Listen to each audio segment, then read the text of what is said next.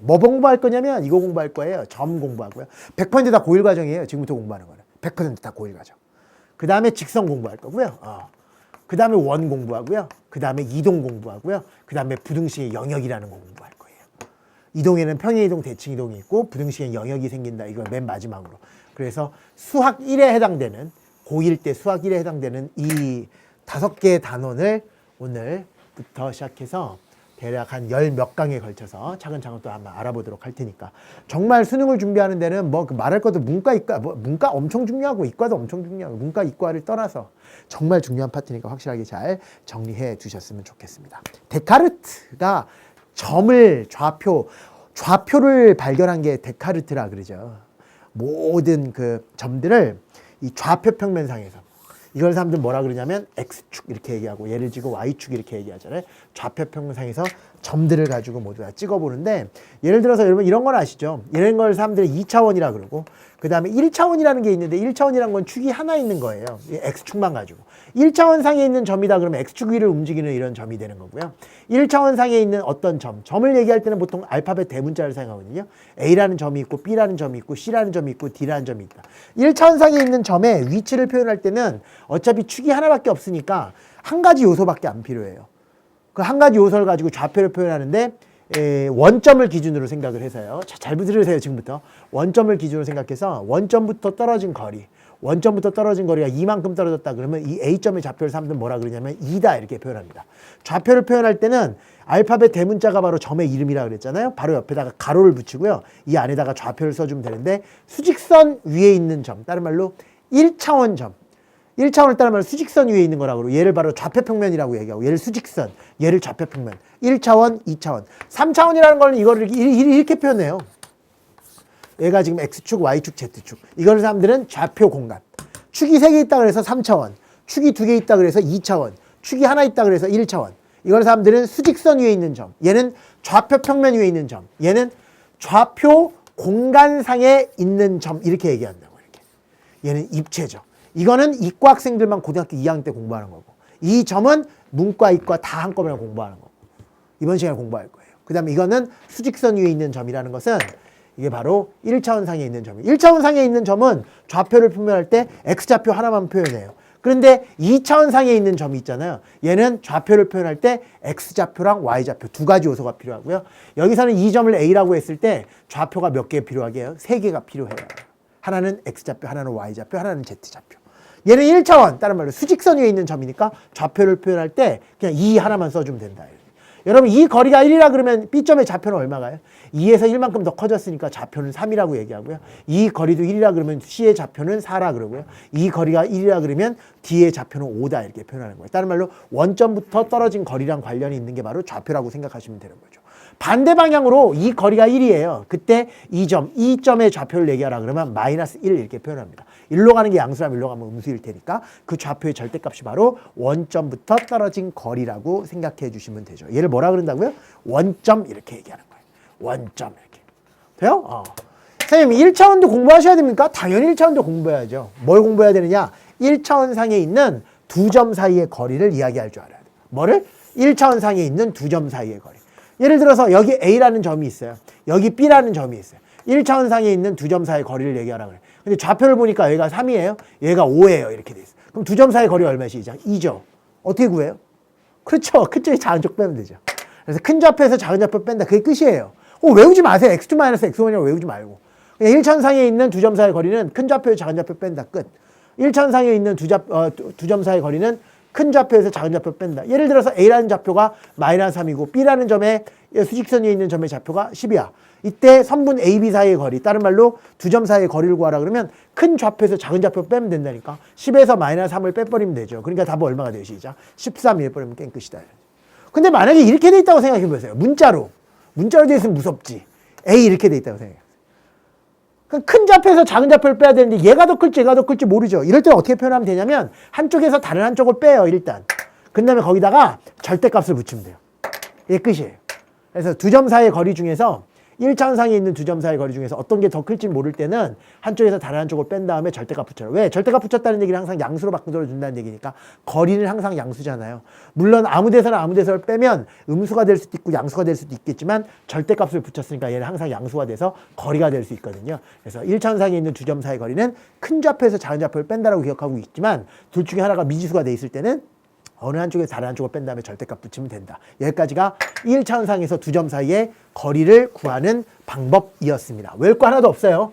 이번에는 2차원상에 있는, 3차원은 여러분 이과 학생들만 공부하는 거니까 우리가 여기서 다룰 건 아니고 2차원상에 있는 걸 한번 따져보자. 2차원상에 있는 점은 축이 두 개가 있는 거니까 x좌표도 필요하고 y좌표도 필요해요. 이 거리가 3이라 그러면 이 A라는 점의 X좌표가 3이라는 뜻이고요. 이 거리가 4라는 얘기는 A라는 점의 Y좌표가 4라는 뜻이에요. 그리고 표현할 때는 A 옆에다 가로를 붙이고 3,4 이렇게 표현하는 거죠. 이게 바로 2차원상에 있는 어떤 점의 좌표를 표현하는 방법이고요. 쉼표 앞에다가 X좌표를 쓴다. 쉼표 뒤에다가 Y좌표를 쓰는 거예요. X좌표라는 것은 그 점에서 X축에다가 수선의 발을 내렸을 때 그때 이 X좌표가 바로 그 점의 X좌표가 되고요. Y축에다 수선의 발을 내렸을 때 이 수선의 발이 Y좌표, Y축에서 무슨 좌표를 갖는지를 봐서 걔가 바로 이 2차원상에 있는 점에 좌표 평면 위에 있는 점에 y좌표가 된다 이렇게 생각하시면 되는 거예요. 뭐라고 본다고? 좌표 평면. 1차원은 수직선, 2차원은 좌표 평면 이렇게. 읽어봐요. 시작. 좌표 평면. 이게 하나의 평면인 거죠. 됐습니까? 예. 되죠? 예. 됐어요? 예. 그때 두 점 사이의 거리를 구하래요. 뭘 구해요? 두 점 사이의 거리. 뭐? 두 점 사이의 거리. 두 점 사이의 거리. 예를 들어서 여기 A점이 있습니다. 여기 B점이 있습니다. 좌표 평면상에서 두 점 사이의 거리를 구하래요. A점의 좌표가 1,1이에요. 그럼 이걸 어떻게 표현해요? 이렇게 표현하죠. B점의 좌표를 뭐라 그럴까요? 3,2예요. B점의 좌표가 얼마라고요? 3,2예요. 이때 A와 B 두 점 사이의 거리를 구하. 거리를 구하면 이런 게 거리일까요? 이게 거리일까요? 아니요. 무조건 최단 거리죠. 그러니까 수직거리. 수직거리? 좋지 않은 표현이다. 직선거리. 직선을 연결했을 때 이 길이를, 다른 말로 3번 AB의 길이를 좌표 평면상에 있는 두 점 사이의 거리다 이렇게 표현하는 거예요. 이 길을 어떻게 구하게요? 우리 피타고라스 공부하면서 잠깐 설명했었는데 이 51 수학을 끝냈다는 거는 정말 대단한 이야기야. 그렇죠? 저는 대한민국에 있는 유일한 수학 선생님이 됐어요. 어떤 수학 선생님이게요? 더하기, 빼기, 곱하기, 나누기를 제외한 모든 걸 가르친 유일한 선생님일걸요. 정말 그럴걸요. 그래서 전 너무 가슴이 벅차요. 저만 할 수 있어요. 수학선생님들 중에서 여러분한테 이런 얘기를 가르쳐줬잖아. 이 얘기를 저만 할 수 있어. 더하기, 빼기, 곱하기, 나누기 빼놓고 51 수학에서 지금 다 했잖아요. 피타고라스 정리 다 했었잖아요. 이 길이와 이 길이를 알면 뭐를 구할 수 있다? 이 길이를 구할 수 있다. 두 점 사이의 거리를 구할 수 있다. 근데 여러분 이 길이는 뭐냐면, 잘 들어요. 지금부터 하는 얘기. 이 길이는 뭐냐면 이 점의 X좌표와 이 점의 X좌표를 봤을 때 1차원상에 있는 두 점의 거리나 여기에서의 X방향의 두 거리나 똑같으니까 큰 데서 작은 걸 뺀 게 바로 1차원상에 있는 두 점 사이의 거리를 구하라 그랬으니까 여기서 이거 뺀 것이 시작. 3에서 1 뺀 2가 바로 이 밑변의 길이가 되고요. 이 높이는 이 길이나 이 길이나 마찬가지니까 마찬가지로 1차원상에 있는 큰 좌표에서 작은 좌표 뺀 1이 돼버리는 거예요.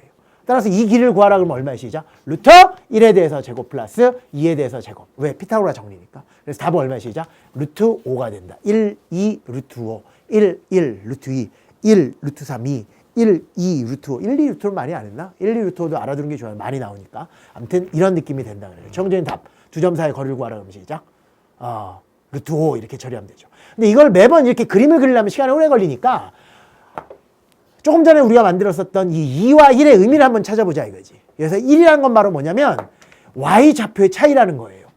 각 점의 y좌표의 차이. 그래서 이 길이를 y좌표의 차이라고 생각하시면 되고, 이 2라는 것도 뭐냐면 그림을 그리지 않고 생각한다면 x좌표의 차이죠. 3과 1 차이가 바로 x좌표니까, x좌표의 차이니까 결국 그 거리가 바로 2가 된다 이런 뜻이니까 결국 평면상에 있는 두 점 사이의 거리를 공식으로 표현해라 그러면 어떻게 하면 되냐면 피타고라스 정리해서 나온 거예요.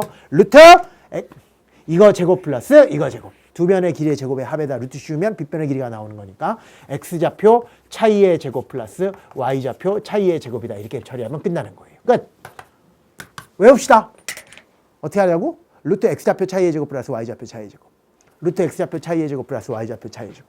루트 x좌표 차이의 제곱 플러스 y좌표 차이의 제곱. 루트 x좌표 차이의 제곱 y좌표 차이의 제곱. 루트 x좌표 차이의 제곱 플러스 y좌표 차이의 제곱.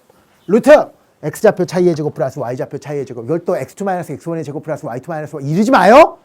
루트 한글로 x좌표 차이의 제곱 플러스 y좌표 차이의 제곱. 설명 다 할 수 있어야 돼. 여러분들은 지금부터 50일 수학을 곧 끝낸 이후부터는 여러분 지금 수학 후기 보면 뭐 25살입니다. 군에 전역했습니다. 부터 시작해서 30살입니다. 뭐 22살입니다. 아니면 고등학교 2학년인데 지금까지 놀았습니다. 저의 인생을 반성합니다. 이런 걸 많이 올라오는데 50일 수학 끝난 후부터는 여러분 변명의 여지가 없어요. 다 알아야 돼. 다 알아야 되는 거예요. 왜? 내가 다 설명했는데. 그러니까 모든 수학을 다 알면서 해석할 수 있다고. 제가 지금 여기 EBS에서 확률과 통계 수능 특강을 하고 있는데 확률과 통계는 별개야. 그게 무슨 말이냐면 제가 여러분한테 이런 얘기를 해요. 확률과 통계는 변명의 여지가 없어요. 무슨 말이냐면 기초가 필요 없어요. 확률과 통계의 기초는 더하기 곱하기 합의 법칙 곱의 법칙밖에 없거든요. 여러분 아직 공부하지 않았겠지만. 그러니까 확률과 통계라는 그 단원에서는 제가 중학교 때 놀았는데요. 대학 고등학교 때 놀았는데라는 변명을 못해요. 왜? 아주 센 기초 합의 법칙 곱의 법칙도 제가 다 설명하니까. 이 시간만큼만 열심히 하면 여러분 확률과 통계는 다 맞을 수 있다는 얘기를 해줘요. 그래서 정말 고등학교 3학년 때 정신 차린 친구들 있죠. 고2 때까지 삘레삘레 놀다가 그래도 확률과 통계는 정복 가능해요. 고등학교 2학년 때까지 공부를 하나도 안 했어도 더하기랑 곱하기 구구단만 기억하고 있다면 누구나 정복할 수 있는 게 확률과 통계야. 그래서 그런 거. 하지만 미분, 적분, 함수, 기하, 벡터 이거는 50일 수학부터 필요한 거예요. 그러니까 1년 공부에서 정말 어려워요. 불가능한 건 아니지만 아예 초등학교 때부터 논 친구가 미적분을 완성시키거나 함수를 완성시키거나 기하 벡터를 완성시키기는 그래서 어려운 거예요. 이 단원 자체가 어려운 게 아니라 이 50일 수학을 안 하고 하기에는 어렵다 이거예요. 근데 여러분들이 이제 그런 변명을 못 하는 거예요. 50일 수학을 끝냈으니까. 고등학교 3학년 때도 무조건 미적분도 다 정복할 수 있는, 당연하죠. 이미 다 아는데. 기하 벡터 다 정복할 수 있는 그런 힘을 여러분 가지고 있는 거예요. 난 정말 여러분들 너무 축하드려요. 제가 대통령이 되면 육군 사관학교 졸업식에 참석하겠지만 제가 지금 어떤 마음이냐면 여러분 그 졸업 어디 참 뭐라 그래? 중학교 졸업식에 내가 참석하고 싶은 거예요. 그래서 여러분들은 드디어 우리나라에서 수학을 완벽하게 설명할 수 있는 기본적인 자질을 닦았습니다. 축하드립니다. 이런 얘기를 정말 하고 싶어요. 너무 뿌듯해요. 눈물 날 것 같아요. 여러분 얼굴 딱 쳐다보면. 거의 그런 사람이 없었거든요. 아니면 하더라도 열심히 끙끙 앓으면서 공부하다가 이제 자연스럽게 알게 되는 패턴 있죠. 아, 이게 혹시 이런 건가? 그렇게 하면서 조금씩 문제 풀어나가면서 그 고통 속에서 스스로가 이제 좀 원리를 터득하는. 근데 제가는 이미 다 초등학교 수학부터 다 원리를 제가 여러분한테 다 말씀드렸으니까 얼마나 좋아요.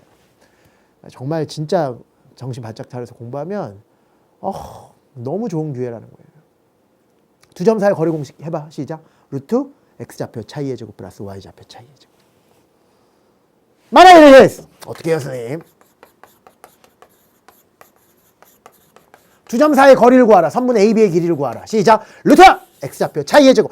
지금 공식이지만 왜 그런지 다 설명이 가능한 거야. 항상 그렇게 해야 돼. x좌표 차이 3 차이 나네요. 제곱 플러스 y좌표 차이의 제곱 2 차이 나네요. 제곱. 그래서 답은 얼마? 루트 13 끝! 이렇게 처리할 줄 알아야 된다. 루트 13도 내가 다 설명했잖아. 50일 수학에서. 60몇 강에 걸쳐서 내가 이거 진짜 이건 정말 영원히 남겨놔야 되는데 이거는 대한민국이 국가가 없어지는 때까지 이 강좌는 남겨둬야 돼요. 이건 정말 뭘 봐서예요? 봐서 아니에요. 이 강좌는 정말 이건 정말 모든 국민에게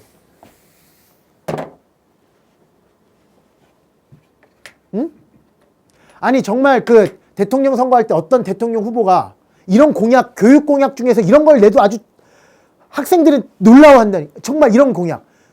누구나 고등학교 때부터 시작을 해도 수능을 만점 받을 수 있도록 기초 강좌를 69강에 걸쳐서 만들어 드리겠습니다. 그러면 모든 고등학생과 중학생들을 가지고 있는 그 학부모들은 적극적으로 지지할 수도 있다니까. 그런 게 세상에 없었다니까. 대한민국은 2017년에 제2의 건국을 한 거예요. 난 정말 그렇게 생각. 이건 획기적인 거야. 이건 정말. 수학사 교육은 이걸로서 끝난 거거든. 아, 정말인데. 참. 없애면 안 돼요. 이 강좌는 5년이 지나든 6년이 지나든 절대로 EBS에서 없애면. 가겠습니다. 제가 나중에 은퇴를 하잖아요.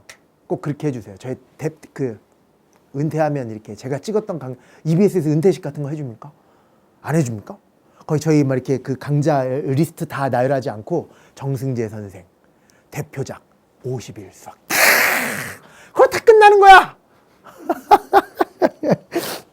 아, 정말 아끼는. 제가 정말 막 이게 막 왜 그러냐면 제가 이게 마지막 단원이잖아요. 얼마나 제가 시작할 때는 끝이 안 보였거든요. 더하기 빼기부터 시작하면서 분수에 덧셈 뺄셈 했었잖아요. 통분하는 방법. 지금 끝이 안 보였는데 지금 이게 마지막 그것도 지금 중학교 과정 다 끝났거든. 이제 고1 과정만 남은 거거든. 고1 1학기 과정. 정말 감회가 새로운 정도. 정말 진짜 막 눈물이 나요. 응? 이것도 지금 원래 계속 입었잖아요. 이것도 처음부터 이거 입는다는 생각. 지금 무슨 말인지 알겠죠? 이것도 지금 드라이 클리닝 2번이나 했단 말이에요. 한 번 할 때마다 이게 막 비싼데 이게. EBS 지원도 안 해주고 제가 제 사비를 거쳐 들어. 자, 루트 x좌표 했구나. x좌표 차이의 제곱 얼마? 시작. 9 더하기 y좌표 차이의 제곱 루트 13이다. 이렇게 처리할 수 있다. 그런데 잘 들어요. 지금부터. 얘는 고정된 점이잖아요. 얘도 고정된 점이잖아요. 이런 걸 정점이라 그러는데 동점이라는 것도 있어요. 동점. 움직일 동자를 써서 움직이는 점. 정점은 일반적으로 알파벳 대문자 A, B, C 이런 걸로 나타내고요. 이건 습관이에요. 움직이는 점은 PQR로 많이 나타내요. 그래서 동점 P가 있다 이렇게 치고 동점이라는 얘기는 움직인다는 얘기니까 움직인다는 얘기는 X좌표도 변하고 Y좌표도 변할 거 아니에요. 그래서 일반적으로 동점 P를 X, Y 이렇게 동점은 X좌표랑 Y좌표가 문자로 표현이 됩니다. 이때 동점과 정점 사이의 거리를 이야기하라 그래도 동점과 정점 사이의 거리 얼마 시작? PA의 길이를 구하라 그래도 마찬가지 방법이라는 거지. X좌표 차이의 제곱 플러스 Y좌표 차이의 제곱이지만 이 지금 차이가 안 보이잖아. 문자 때문에. 이럴 때는 문자 쪽에서 문자 아닌 쪽. 아무래도 여기서 이걸 빼도 상관없어요. 어차피 제곱할 거니까 어디에서 어디를 빼나 상관은 없는데 아무래도 보기 좋게 쓰려면 문자가 들어있는 쪽에서 숫자인 쪽을 빼는 거예요. 그러면 마이너스 1 빼니까 X 플러스 1이 될 거 아니에요? 그거 제곱 플러스. 문자 쪽에서 숫자 쪽을 빼는 거죠. y에서 3을 빼서 시작. y-3의 제곱 이렇게 처리하시면 됩니다. 그래서 x에 관한 완전제곱식과 y에 관한 완전제곱식의 합으로 이루어져 있고 루트를 씌워놓으면 그게 바로 동점과 정점 사이의 거리고요. 여기서 정점을 구하라 그러면 나중에 원할 때 자세하게 얘기하겠지만 얘를 0으로 만든 x값이 마이너스 1이죠. 얘를 0으로 만드는 y값이 3이잖아요. 그게 바로 정점의 좌표가 된다는 얘기인데 그거는 내가 원의 방정식 이야기할 때 다시 한번 설명을 해드리도록 하겠습니다.